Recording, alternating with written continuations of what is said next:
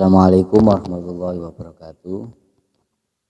Kembali lagi pada channel Santri Embongan Official. Yang kami hormati teman-teman Santri Embongan semuanya dan jamaah YouTubiah yang kami cintai semua. Di sini kembali ke topik dialog santai nonton dulu. Yang pertama saya kepingin kalau bahas tambahan gambar ngaji ini tuh hubungannya kali niat contoh wonten hadis sing mulai alif ngantos ageng kepireng itu ya inamal a'malu binniyat. Nah, apakah niat itu sudah termasuk catatan pahala? Kalau kita berniat baik ya, apakah sekedar niat saja sudah masuk catatan pahala? Dan sebaliknya, kalau kita berniat buruk pada seseorang, apakah sudah tercatat sebagai catatan dosa? Assalamualaikum warahmatullahi wabarakatuh. Kepada pihak YouTubiah, katanya YouTubiah Santri Embongan Official, pertanyaan yang sangat bagus sekali.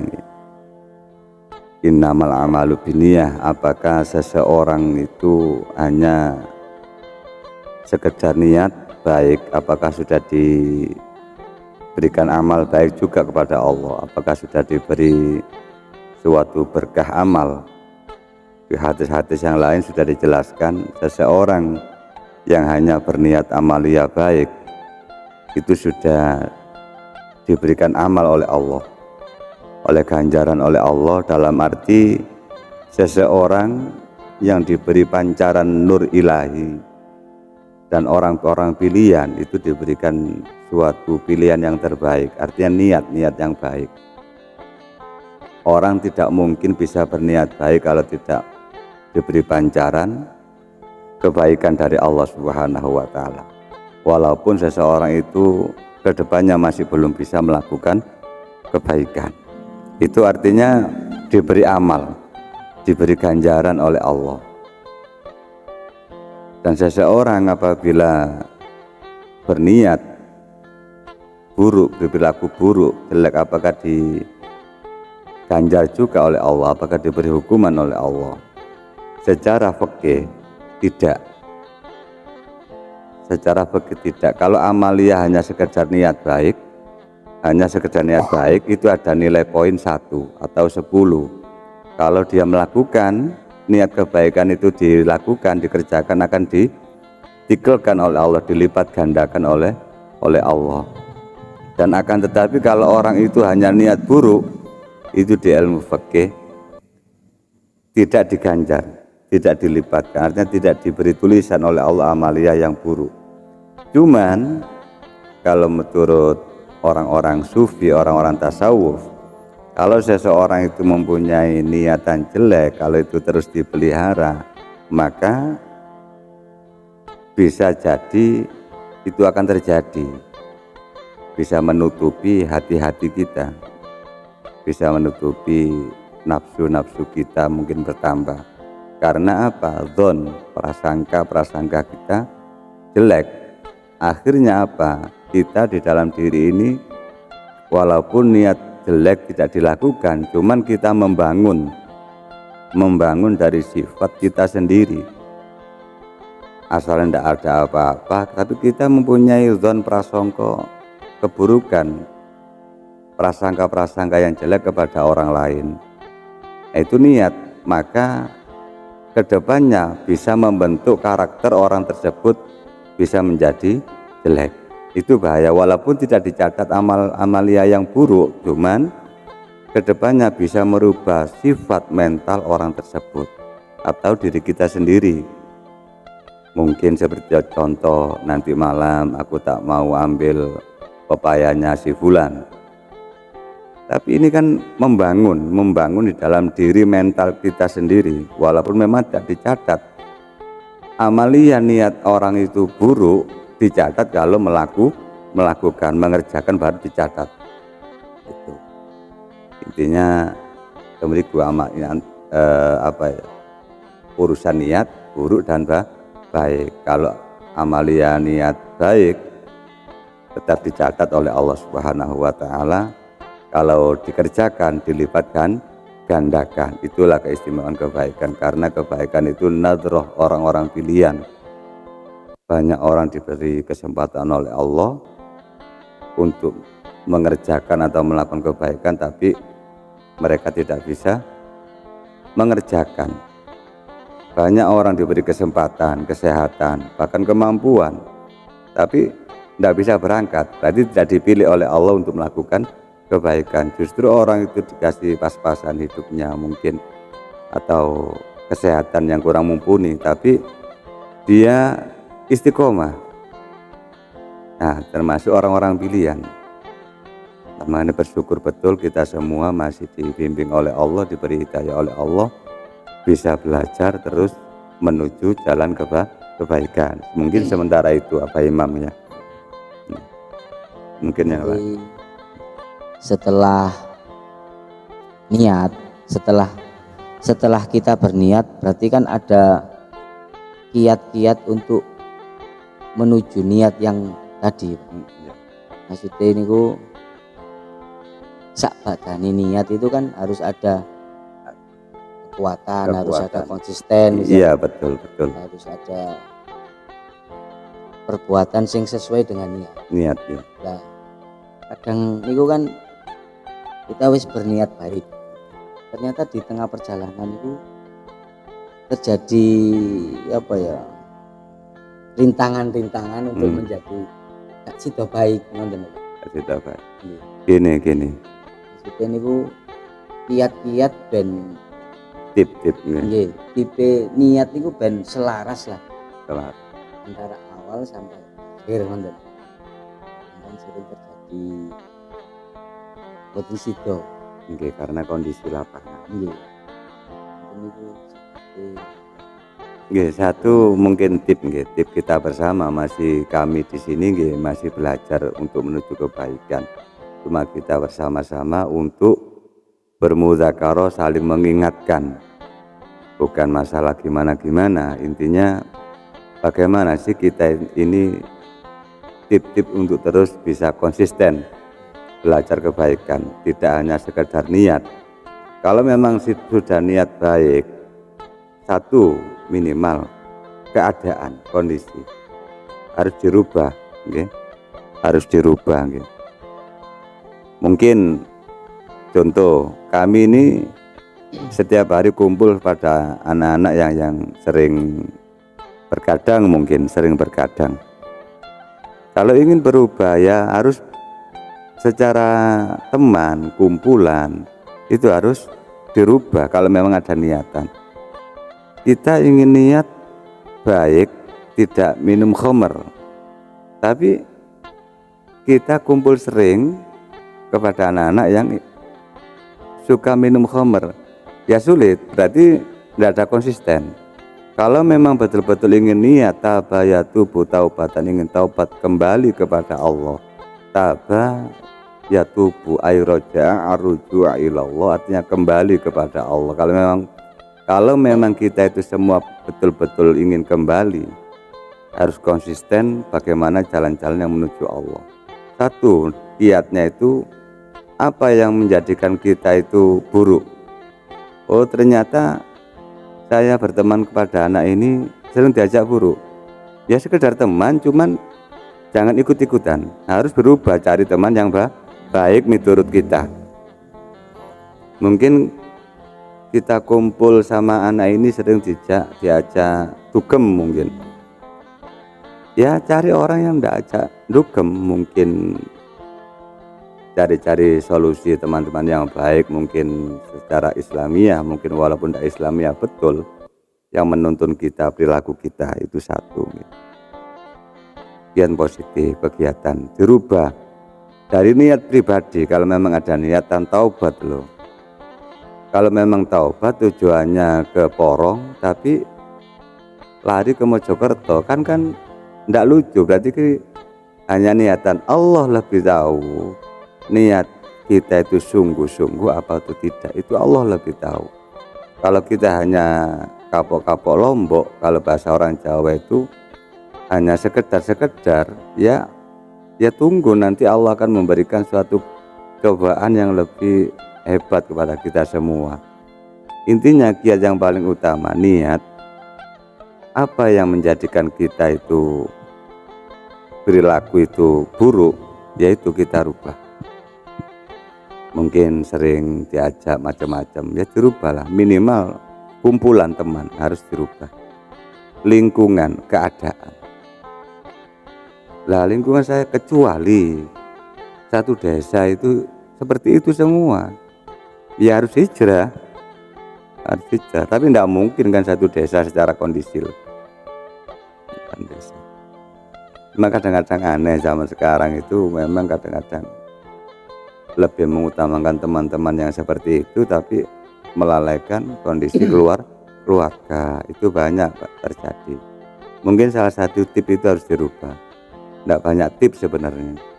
Nah itu hubungannya ini wow, menselaraskan niat wow. Kadang wis niat api ya, tapi jarang selaras dengan hati.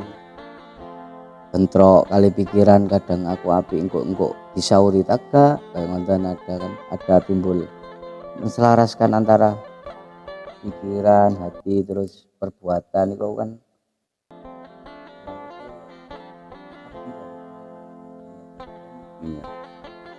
perbuatan perbuatan itu kan termasuk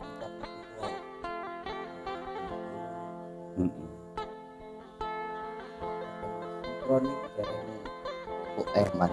dari untuk ada peniat saya, cuma nih kadang masih belum selaras lah antara ya itu butuh pelatihan kan, tidak langsung seseorang itu yang dikatakan ikhlas mungkin keimanan kan.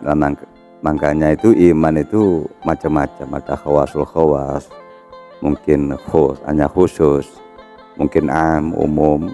Artinya gini, kita pelatihan harus melawan. Mungkin pertama kali kita membantu seseorang itu hanya sebab kasihan.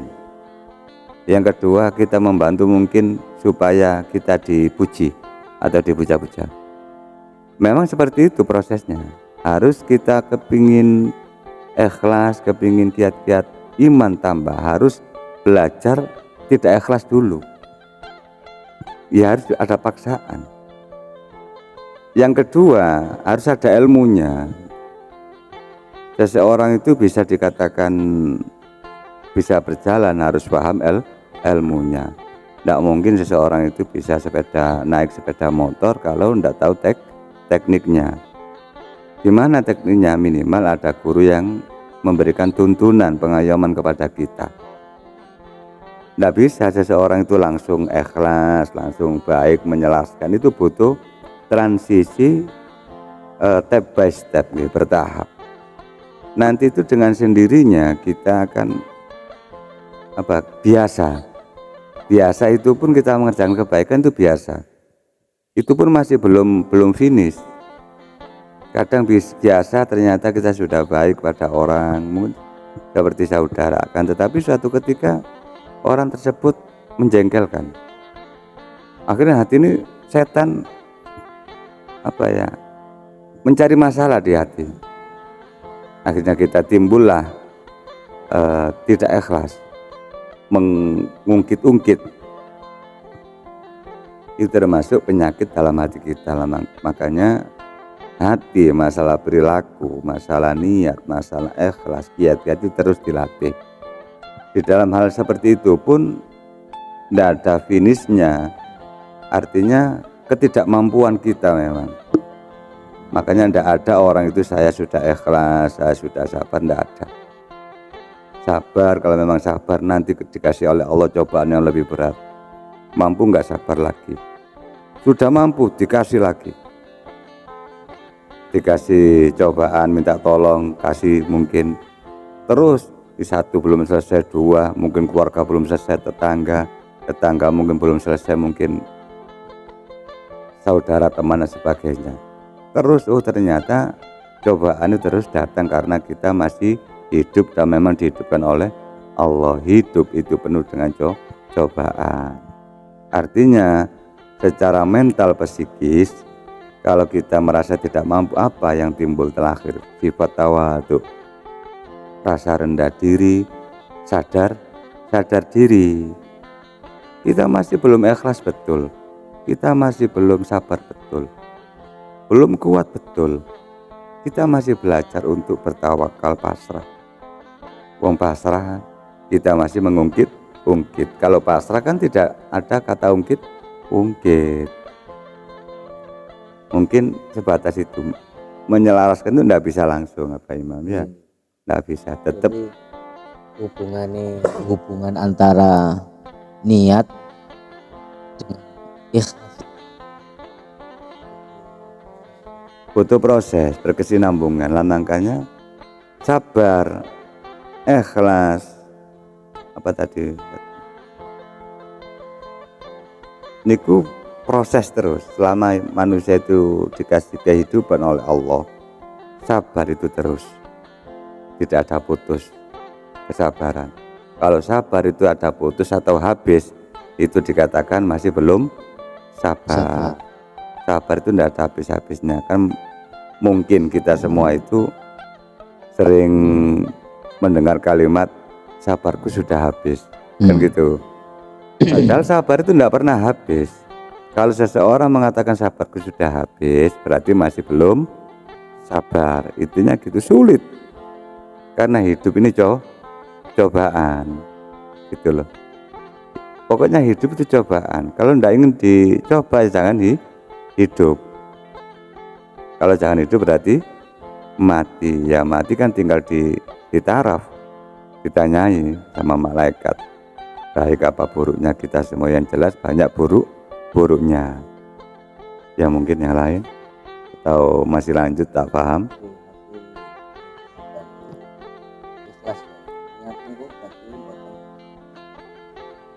Niat baik, Iya. Kita tidak mesti ikhlas. Kita melakukan perbuatan mesti ikhlas. Belum tentu ikhlas. Makanya Rasulullah bahkan diteruskan oleh ulama warasatul anbiya, setiap sholat, setiap apapun kita disuruh niat, apa itu nawaitu, apa itu usolli, itu kan selalu pakai lillahi ta'ala. Saking sulitnya kita itu ikhlas, setiap apapun itu lillah, itu betul-betul ikhlas, betul-betul sangat sulit gitu. Sholat mawon lillah. Apakah banyak orang itu, kita semua mungkin sholat tidak lillah? Loh banyak loh. Niatnya sholat sudah lillah, tapi ternyata di dalam acara sholat tersebut kita mungkin marah, mungkin tidak enak sama imamnya, mungkin karena imamnya terlalu lama. Loh katanya lillah, tapi kok lambangan itu. Saking sulitnya ikhlas, setiap apapun itu lillah, makan pun lillah, bahkan masuk WC pun lillah. Saking sulitnya orang itu ikhlas, terus belajar. Cuman apa ya, umatnya Rasulullah dikasih keistimewaan atau dispensasi oleh Allah. Walaupun tidak ikhlas betul, insya Allah masih diansal atau mendapatkan pengampunan dari Allah Subhanahu wa Ta'ala. Itulah keistimewaan umatnya Rasulullah yang tidak pernah bertemu atau berjumpa kepada Rasulullah. Mungkin umat akhir zaman seperti kita semua ini masih ada dispensasi dari Allah. Saking sulitnya, makanya kesadaran Kalau memang ibadah, kan manusia diciptakan itu kan tujuannya illa liya'budunanya, untuk menyembah kepada Allah. Tapi nyatanya kehidupan kita kan tidak nyembah betul. Apa sih nyembah itu apa? Mengagungkan boleh, tapi kalau kalimat sama itu mengagungkan, sudahkah di dalam kehidupan kita mengagungkan Allah? Ternyata dalam kehidupan kita itu mengagungkan egonya diri sendiri, mengagungkan egonya masing-masing.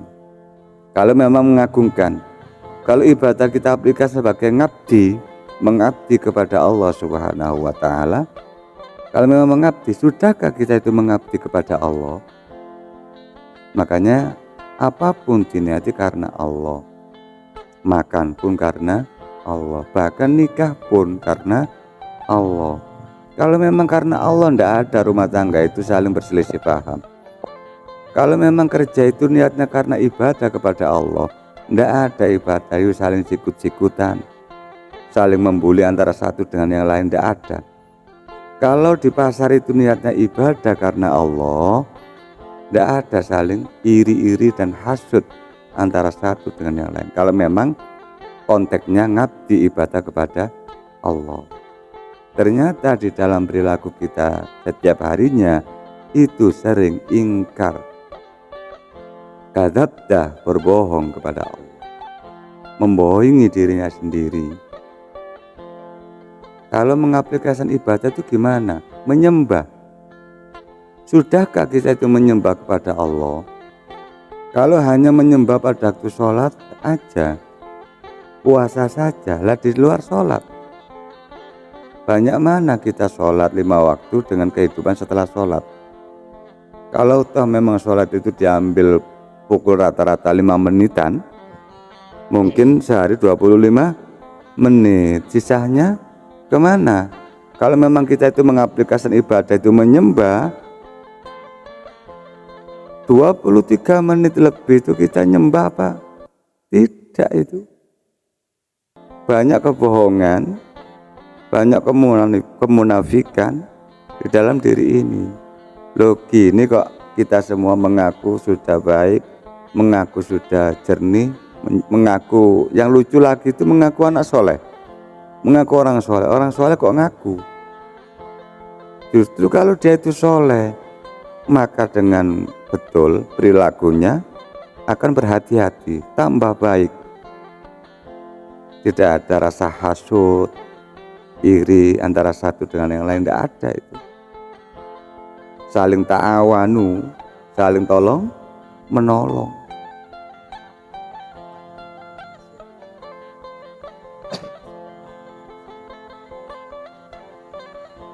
Ya, salah satu memang tidak kesempurnaan apa ya, al-insan mahallun khoto, mahal khoto ya apa? Salah, nisyan lah, lali. Cuman ya tidak semua kan harus konsep itu kelemahan manusia. Katanya manusia khuluqul insan, makhluk yang apa? Sempurna. Ya memang ada kekurangan, tapi tidak boleh buat landasan memang kekurangan, tempatnya kekurangan. Cuman kalau memang kita mau belajar terus, introspeksi, kalau tidak mau kurang, sadar diri. Kita, contoh kami di sini merasa banyak dosa, bodoh, apakah sombong? Kalau sadar diri kan tidak sombong. Kalau kita merasa banyak dosa atau dikatakan buruk, jelek di hadapan Allah, dengan otomatis sadar diri walaupun kita semua itu dicaci maki oleh orang lain, bahkan difitnah pun tidak marah. Kenapa kok tidak marah orang-orang soleh kalau dicaci maki, dihujat? Di dalam hatinya beliau berkata, dicaci maki jelek, dia berkata dalam hatinya, Allah yang lebih baik, Allah yang maha mulia, kami ini hamba, hakikatnya tidak bisa apa-apa, tidak mampu apa-apa, dan tidak punya apa-apa. Itulah makanya wali-walinya Allah kalau dihujat tidak marah, karena sudah wusul, sudah nyambung hatinya, sadar diri. Kalau kita semua kan masih belum sadar diri, ngakunya banyak dosa, ngakunya tidak punya apa-apa, tidak kuat apa-apa, tidak bisa apa-apa, tapi nyatanya dicaci maki marah. Ikan lucu bin ajaib ya. Artinya kenapa kok lucu? Karena kita ternyata diselidiki masih belum sadar. Itu loh. Kita kelihatannya saja mata melihat, telinga mendengar, akan tetapi kenyataannya kita itu tidur. Kita itu tidak sadar atau ingkar. Tidak sadar. Itulah banyak orang itu mengaku hakikat, sudah level-level tinggi, mungkin level 10 kayak pedes ya. Tapi menurut guru-guru kami, termasuk Mbak Yai Mundir, gini loh nak, kalau ingin melihat orang itu memang betul-betul bertauhid, orang-orang itu berhakikat, itu gampang kelihatannya, cirinya gampang dilihat dari perilaku. Kalau memang dia itu sambung kepada Allah, perilakunya baik. Sederhana contohnya gini, Allah itu senangnya apa? Berbuat baik kepada orang lain atau memperbaiki hubungan kepada orang lain, membantu orang lain, itu termasuk perilaku yang disenangi Allah. Berarti otomatis kalau dia itu mengaku nyambung kepada Allah atau sudah kenal Allah, dengan otomatis perilakunya juga mengikuti apa yang disenangi Allah. Atau contoh sederhana lagi, sampean itu punya pacar, Mas, kalau datang ke rumah tolong bawa apel itu kesenangan saya.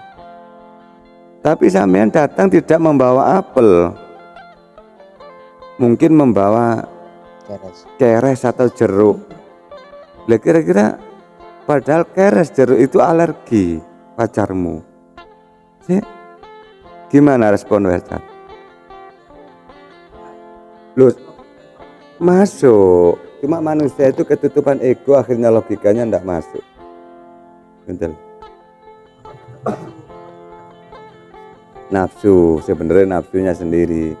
Kenapa kok nafsu kita itu sering tambah menebal? Satu, keegoannya kita sendiri itu merasa. Yang kedua, kalau memang kita itu ingin belajar baik, kata-kata ahli hikmah, kalau kita ingin mencari ilmu, kalau kita ingin mencari minum, kosongkan wadah. Kalau ingin minta minum, kosongkan gelasmu. Kalau kamu ingin mencari ilmu, kosongkan ilmumu dulu. Jangan mencari ilmu kamu itu memenuhi, menolak.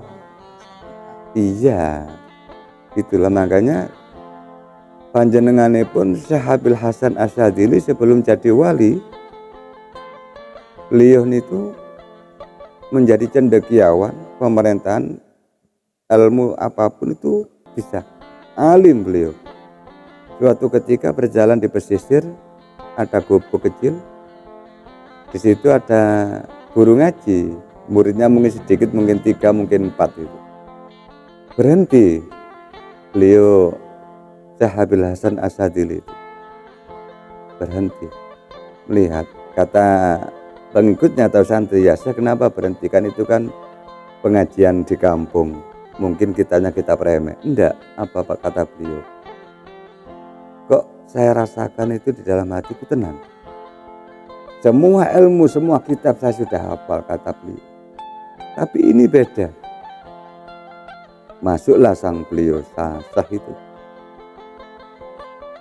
Ringkas cerita, ingin mengkaji, ingin berguru kepada guru kampung tersebut. Apa kata guru kampung? Ya Syekh, panjenengan itu orang alim, orang pintar, bahkan orang terkenal. Saya ini guru kampung, yang saya kaji hanya kitab kecil, mungkin kitab jenggot, bukan kitab gundul atau bukan kitab kuning, ini kitab kecil. Sampai kan bagi Anda kan kitab ini sepele. Apa kata beliau? Tidak. Saya ingin mengkaji. Kalau ingin mengkaji, di sini kata Ustadz kampung tersebut, pulanglah dulu. Pulanglah dulu, baru datang ke sini, kosongkan ilmumu. Sambil kan orang pintar. Kosongkan ilmumu, nah belum kosong jangan datang ke sini. Hilangkan ilmumu semua. Baru isilah ilmu di sini. Kalau selama masih ada ilmu di dalam dadamu, di dalam otakmu, maka saya tolak, kata Ustadz kampung. Loh kenapa ya Syekh?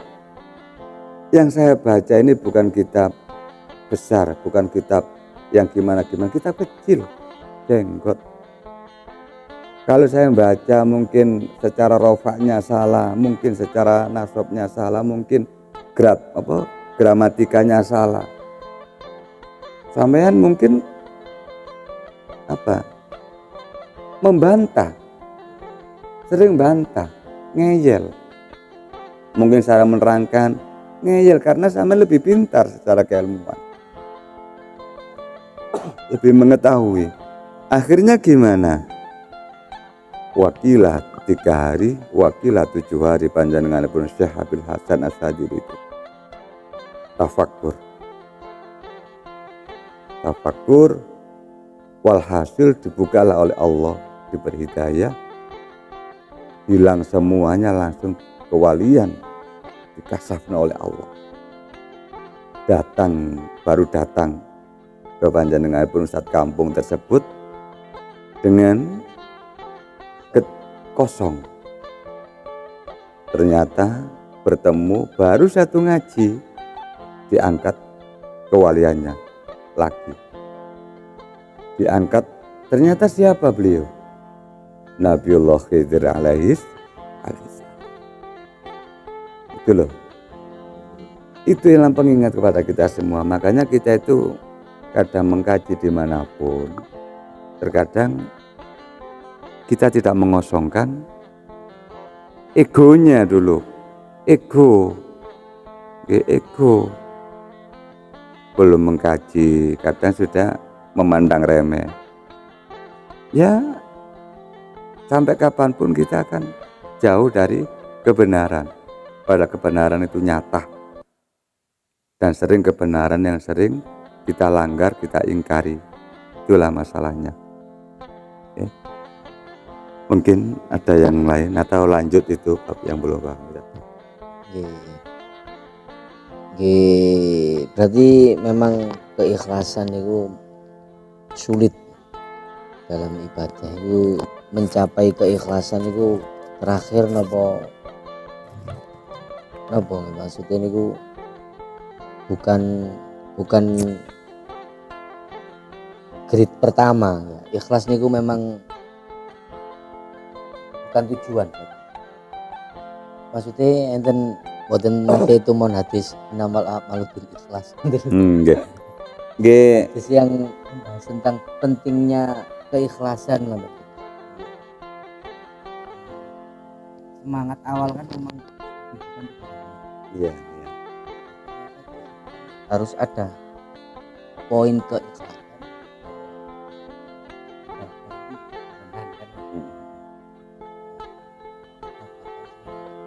Ikhlasin semangat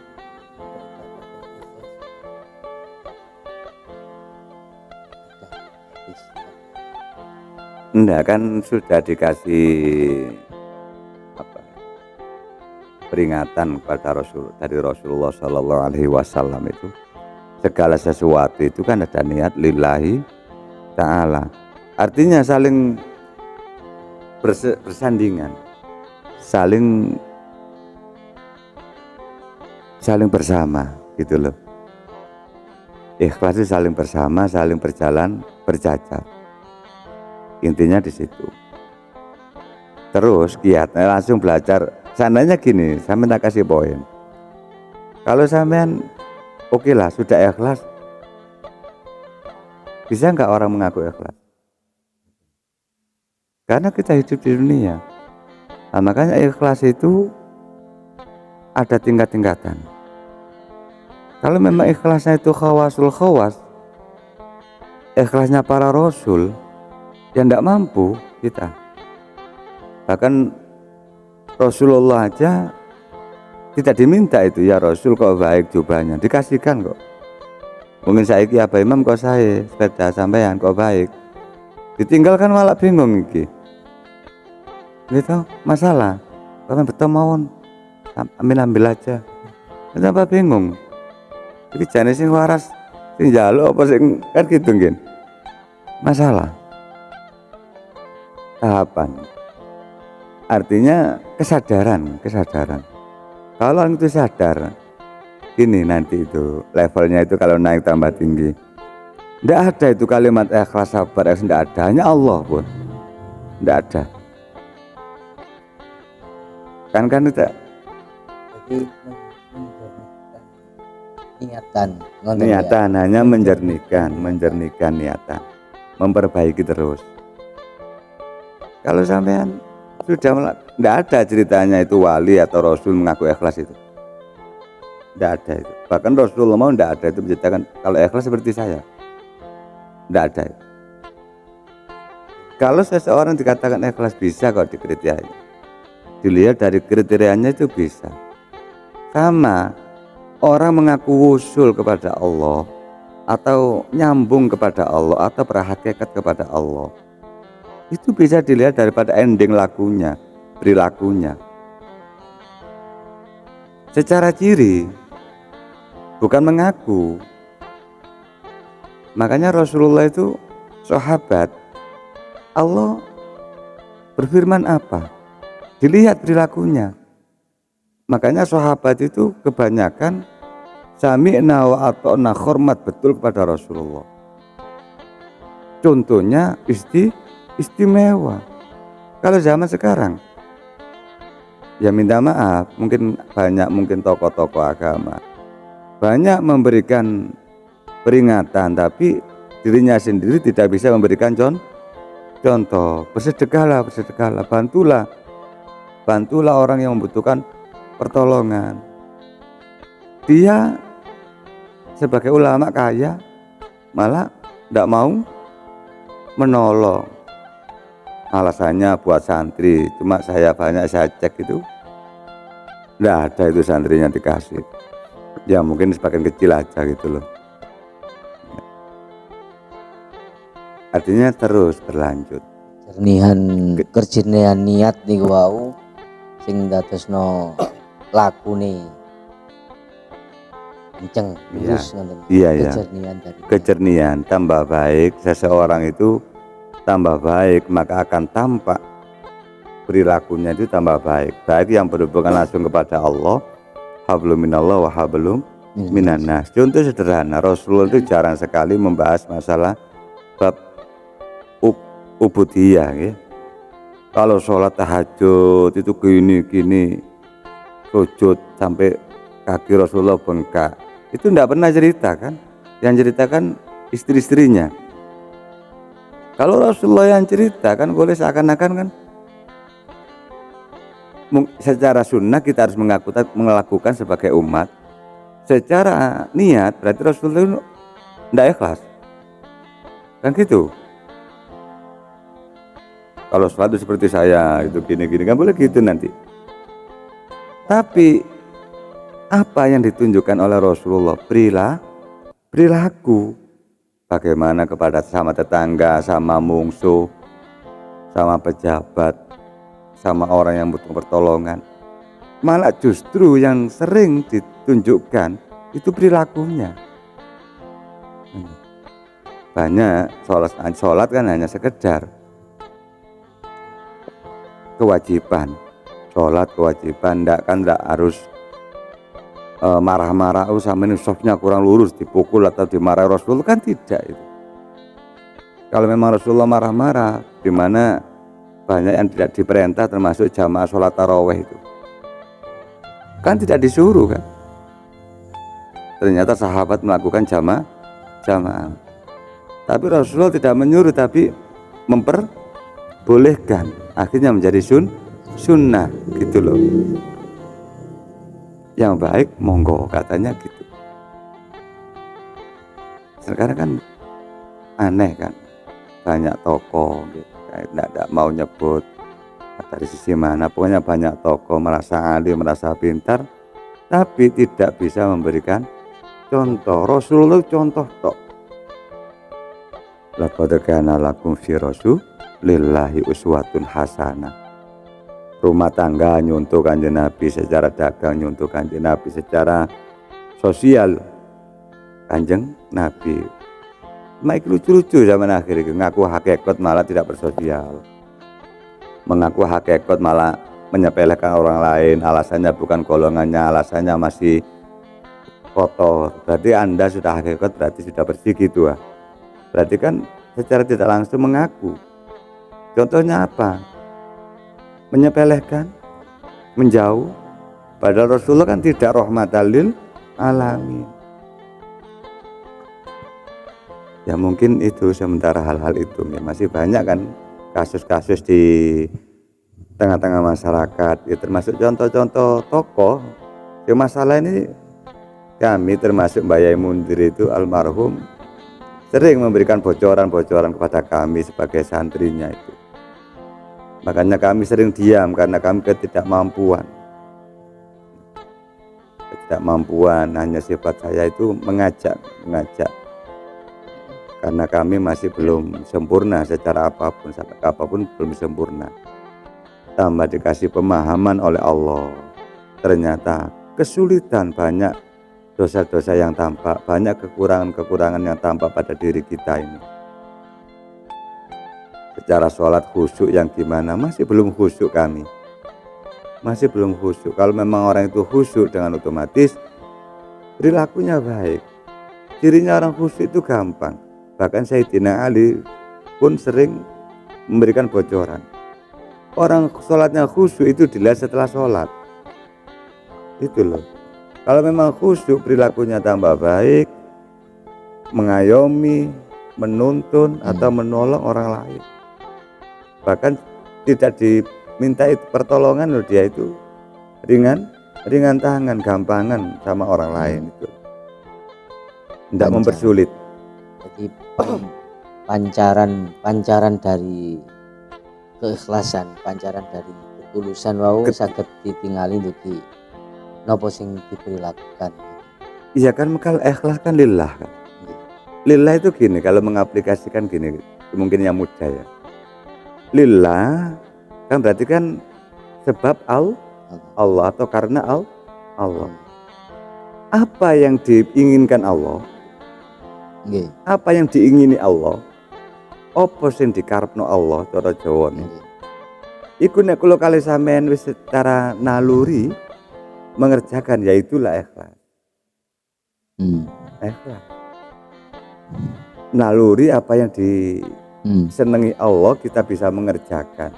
Walaupun keikhlasan itu secara kemurnian masih belum sempurna.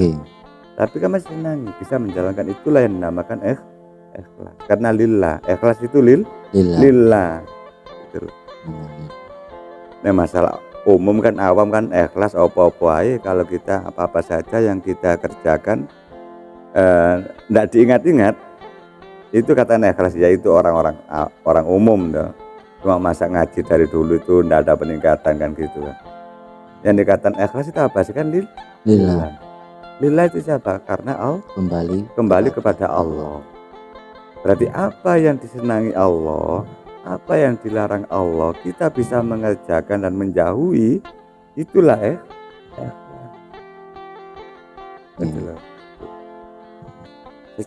mungkin secara mudah untuk dicerna. Aku ikhlas tapi kaji harap atau apa? Bahasa kaji harap itu apa? Misalnya apa?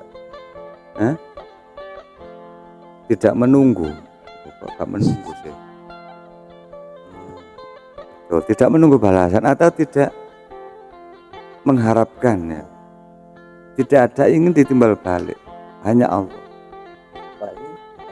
Allah katanya kan gitu.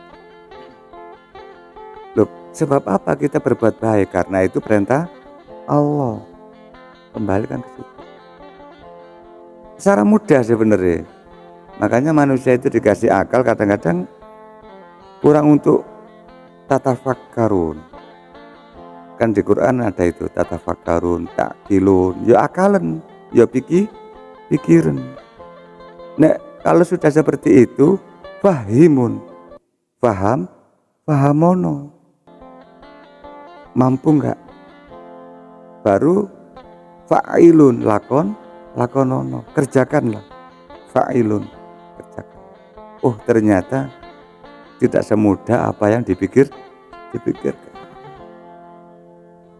Punya uang 100.000, saudara atau teman minta atau hutang 90.000, padahal di rumah butuh uang 50.000. Ayo gimana?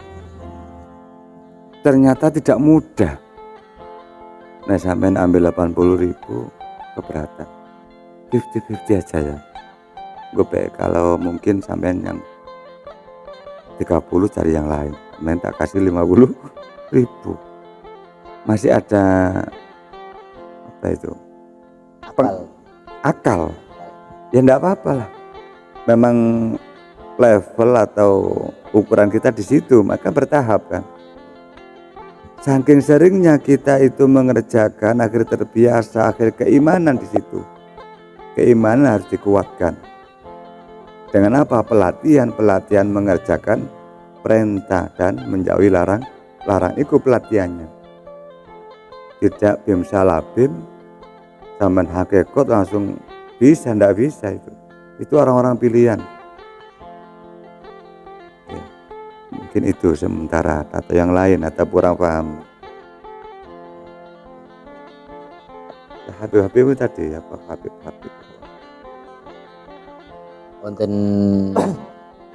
Enten sedikit napa bahasan viral lah. Oh, yang viral nih. Nggih, sing berhubungan dengan niat wau. Iya. Enten niate sholawatan. Sholawatan sing ya kata jamaah sholawat sak mungkin dah. Iya. Kan pasti enten habibe to.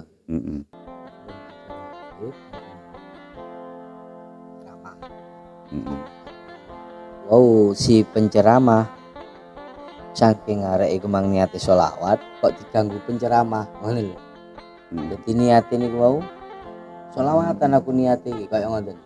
Akhirnya si penceramah pengen mudun dengan kata-kata kotor ngoten. Kula kan sing kembali ke selaras wau. Niatin jane niat sholawatan ternyata ada kajian. Kadang bisa itu. Nggih. Iya.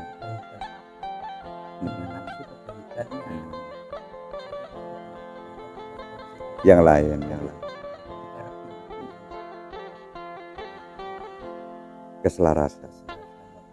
Keselarasan yang kedua, menyebut keselarasan itu tidak hanya halusinasi atau bermimpi. Keselarasan itu harus ditempuh dengan belajar. Harus kita tempuh mencari ilmu. Makanya banyak orang itu mahabbah dengan acara-acara sholawatan. Itu baik, cuman harus ada kajian ilmu. Ternyata orang mahabbah itu tidak cinta-cinta buta. Contoh, saking mahabbahnya banyak orang itu kadang-kadang tak terkontrol gitu. Tidak terkontrol, mungkin berangkat sholawatan pakai celana pendek atau berangkat sholawatan pakai pakaian yang mengundang aurat-aurat atau nafsu-nafsu kepada laki-laki yang lain. Ya, ini kan butuh kajian. Ternyata fakta lapangan banyak orang itu belum ngerti ilmu. Oh, sudah ngerti, kalau memang sudah pintar ilmu berarti belum fahimun, belum paham sebab akibatnya apa terjadi apa. Belum paham. Jadi bukan menyalahkan, tetap butuh kajian. Memang butuh kajian, termasuk tokoh-tokoh ini saling mengayomi dan paham. ya belum paham. Makanya dakwah tidak melulu di masjid, tidak melulu di lapangan atau di panggung, tidak melulu. Sekarang itu zaman teknologi, zaman medsos. Ya mari kita bersama-sama menyebarkan kebaikan. Karena apalagi anak muda sekarang SMP, SMA dan seterusnya itu jarang berangkat mau ke majelis taklim, mengkaji jarang sekali. Makanya anak muda sekarang itu sering ke dunia medsos. Maka disitulah kita dakwah sambil mengiringi, tidak meninggalkan masjid, tidak meninggalkan musola atau panggung-panggung pengajian, tidak, tetap kita selingi di medsos. Zaman memang Islam itu tidak rancu, Islam itu tidak kolot, Islam itu zaman apapun bisa mengikuti gitu loh. Makanya sebagai pendakwah ulama itu harus cerdas, harus bisa membaca situasi dan kondisi umat itu gimana sekarang itu, harus bijak. Bukan kita mengikuti umat, enggak, umat ingin joget ya ini malah joget, bukan itu maksudnya. Carilah metode supaya bisa diterima umat yang tidak negatif maksudnya. Bukan berarti zamannya joget-joget ceramah sama joget, bukan itu. Carilah banyak kok, kita dikasih oleh akal oleh Allah, dikasih pikiran oleh Allah untuk memikirkan hal positif bagaimana untuk diterima oleh umat itu. Sempitan dari pemahaman pecinta ngonten iya, masih belum paham. Bukan berarti belum pintar, belum paham. Banyak orang pintar tapi belum paham, apalagi mau memahami. Kalau memang memahami, kita kan sebagai tamu. Ad-dhaif kal mayyit, tamu itu seperti mayit. Tidak boleh protes itu. Protes tidak boleh. Walaupun sahibul musibah, sahibul hajab pun yang rambut mayit ya diajak teman-teman suwene, kan bijak juga. Lah sebagai jamaah mustami' kan sebagai tamu toh. Ad-dhaif kal mayyit, tamu itu ibarat mayit. Gak boleh protes, tidak boleh. Kenapa kau protes? Karena gak paham. Nah gak paham, tidak usah dicaci maki, tidak usah disepelekan. Ya didoakan, ya minimal tugas-tugas bagi tokoh-tokoh, mungkin tugas bagi pendakwa mungkin untuk mungkin keselamatan mungkin sholawatan, tapi ini ke lapangan ya mungkin butuh dipaham. Nah, makanya kami menghimbau seluruh pecinta channel Santri Embongan, ya termasuk tokoh-tokoh dakwah kami, marilah kita bersama-sama memberikan pemahaman kepada umat masyarakat untuk bagaimana kita itu betul-betul mahabbah kepada Rasulullah dengan akhlak. Karena Rasulullah itu yang paling besar yang ditampakkan akhlak, karena khuluquhul Quran. Akhlaknya Rasulullah itu seperti Al-Quran. Makanya kita mahabbah kepada Rasulullah, cinta kepada Rasulullah, tapi akhlak kita tidak seperti Rasulullah, kan aneh. Walaupun tidak mampu meniru secara maksimal, minimal lah tahulah di mana tempat sholawatan, di mana tempat ngaji, musola. Jangan-jangan tempat sholawatan buat ajang-ajang maksiat, kan eman syafaat, boten sinkronisasi secara bijak, belum bijak, tidak selaras. Ya sampun, itu mungkin tip bagi kami masih belajar semua. Mungkin kami musafir tanpa gelar. Kenapa musafir tanpa gelar? Karena kami hidup di dunia ini sebagai musafir, berjalan tanpa gelar. Hakikatnya kami tidak punya gelar apa-apa. Kami gelar sebagai hamba saja. Nah, kami bukan kiai, kami bukan ustadz, kami bukan gus, bukan. Kalau ada orang yang memanggil kiai, ada orang memanggil ustadz, gus, itu sebutan orang.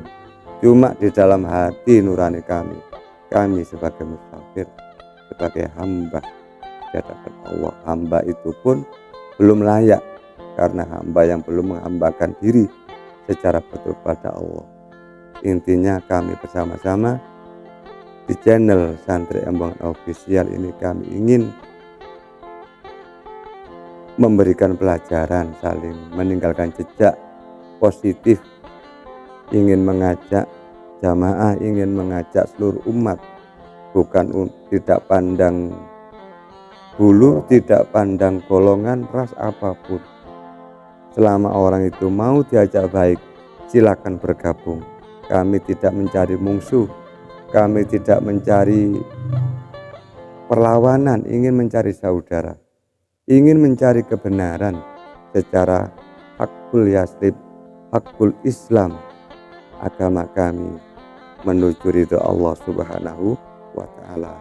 Sekian dari kami, mungkin sekilas kajian dialog sambil ngopi, sambil santai, mungkin agak sahdu, agak ngantuk, payah, capek. Ya dari kami Santri Embongan Official mengucapkan Assalamualaikum warahmatullahi wabarakatuh.